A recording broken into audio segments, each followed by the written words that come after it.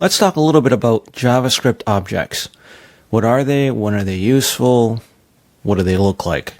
Before I start talking about objects in JavaScript, let's talk about why we would need them. So for example, I could have a variable called first name. That's going to be Ed. I could also have a variable called age, and that's going to be the integer 18. And I can say, let's have a variable called role, and let's say JavaScript Ninja, something like that. So we have three variables. They all belong, to myself, right? My name, my first name, Ed, my age, 18, and my role, which is JavaScript Ninja.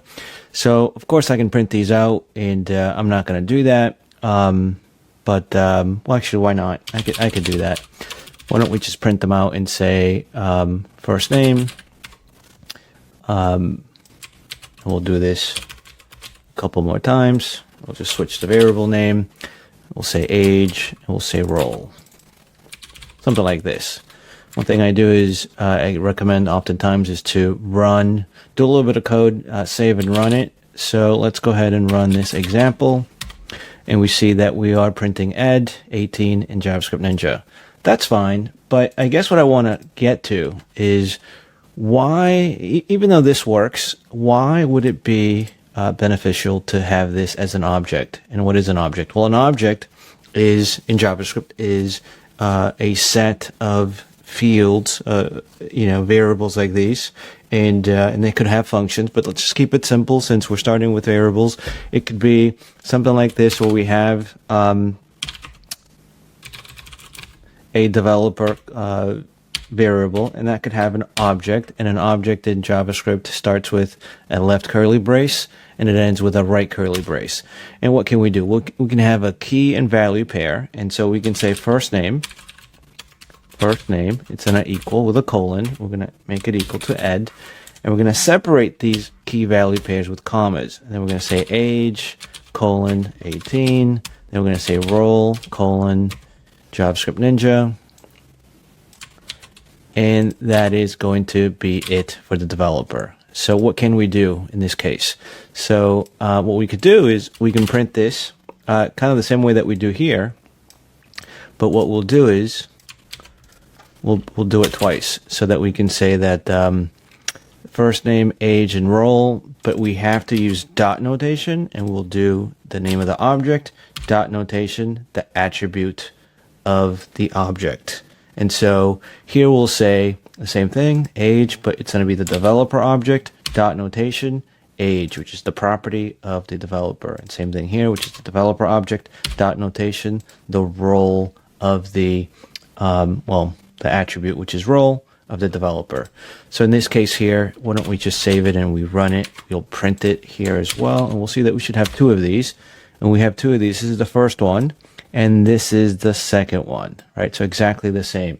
So I guess the question is, what is the benefit of having this versus having three different variables? Well, as you can imagine, the benefit of having the object is that it has all the attributes that belong and that should be together, right? So first name is Ed, the age of Ed is 18, and Ed's role is JavaScript Ninja. They should, if you think about it, it's intuitive that all this data, these properties should belong together, and therefore we have access to this object that we created. Now, we only have variables at this point, but we could have functions here as well. And just to show you a quick function, we can say something like, say hello, something like this. And if I'm using snake case, why not just continue doing that? And we can just say something like function, let's go ahead and say console log, say hello, or hello. Something like that. And that would mean that here what we could do is we could say console log, developer dot say hello. And what we could do is we could invoke say hello, and instead of just having a reference to it, and this would say hello here.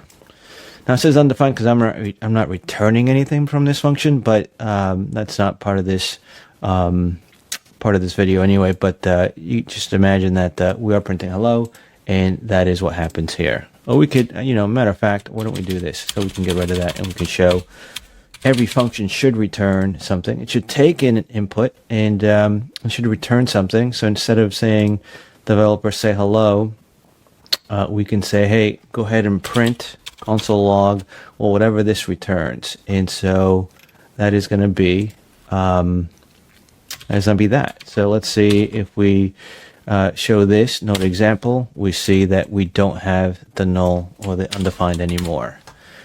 And that makes it for this video. This is just a quick video just to highlight what an object in JavaScript is. A JavaScript object, we could have functions and attributes, and that's what makes an object really powerful.